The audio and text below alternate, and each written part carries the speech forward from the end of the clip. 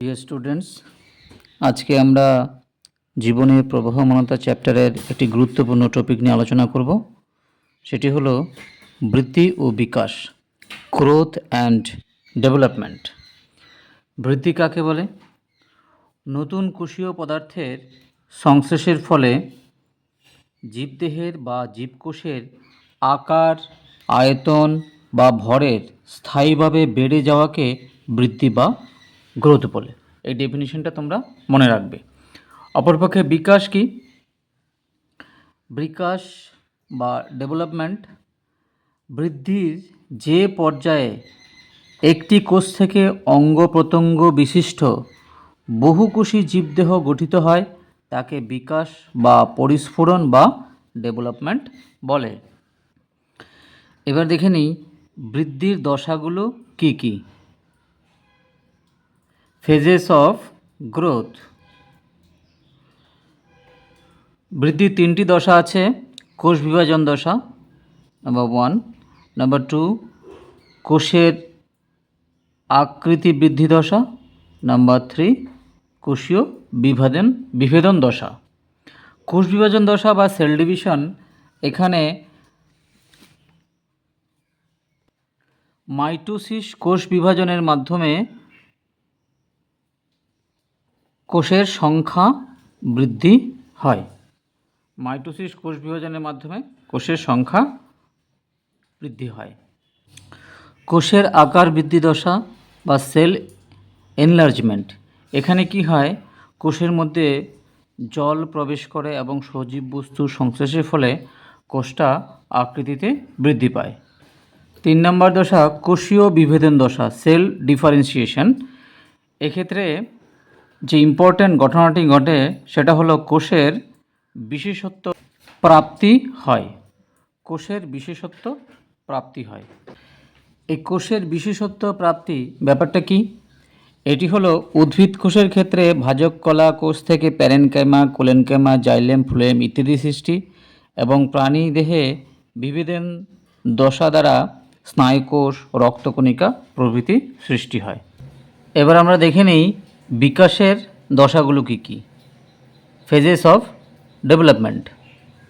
ভ্রূণের বিকাশের দুটি পর্যায় হয়, ভ্রূণের পরিস্ফুরণের পর্যায় এবং ভ্রূণোত্তর পরিস্ফুরণের পর্যায়। ভ্রূণের পরিস্ফুরণের পর্যায়ে কি ঘটে? জাইগোট থেকে মরুলা, মরুলা থেকে ব্লাস্টুলা, ব্লাস্টুলা থেকে গ্রাস্টুলা হয়ে ভ্রূণে পরিবর্তিত হয়।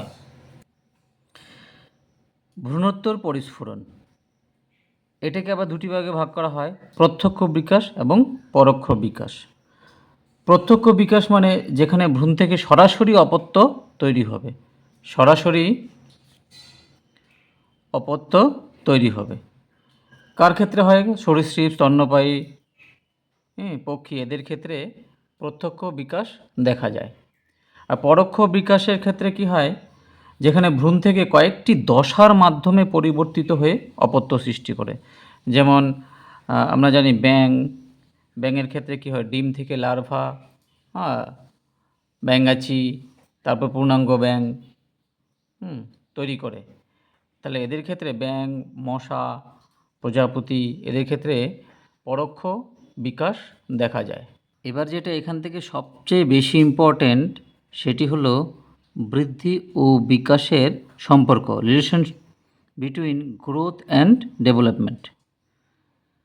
বৃদ্ধি ও বিকাশ দুটি পৃথক ঘটনা, এটা আমরা জানি, কিন্তু পরস্পর সম্পর্কিত। বৃদ্ধি হলো কোনো জীবের শুষ্ক ওজনে স্থায়ী ও অপরিবর্তনযোগ্য বেড়ে যাওয়া, অর্থাৎ এটি একটি মাত্রাগত পরিবর্তন।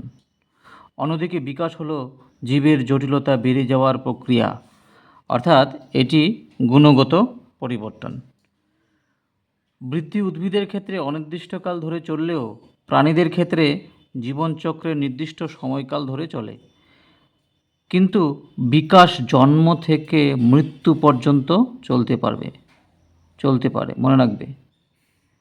বৃদ্ধি কিন্তু একটা নির্দিষ্ট সময় অন্তর প্রাণীদের ক্ষেত্রে থেমে যায়, কিন্তু বিকাশ জন্ম থেকে মৃত্যু পর্যন্ত চলতে পারে। যেমন ফিজিক্যাল বিকাশ, মেন্টাল বিকাশ ইত্যাদি চলতেই থাকে, বিশেষ করে মেন্টাল বিকাশ।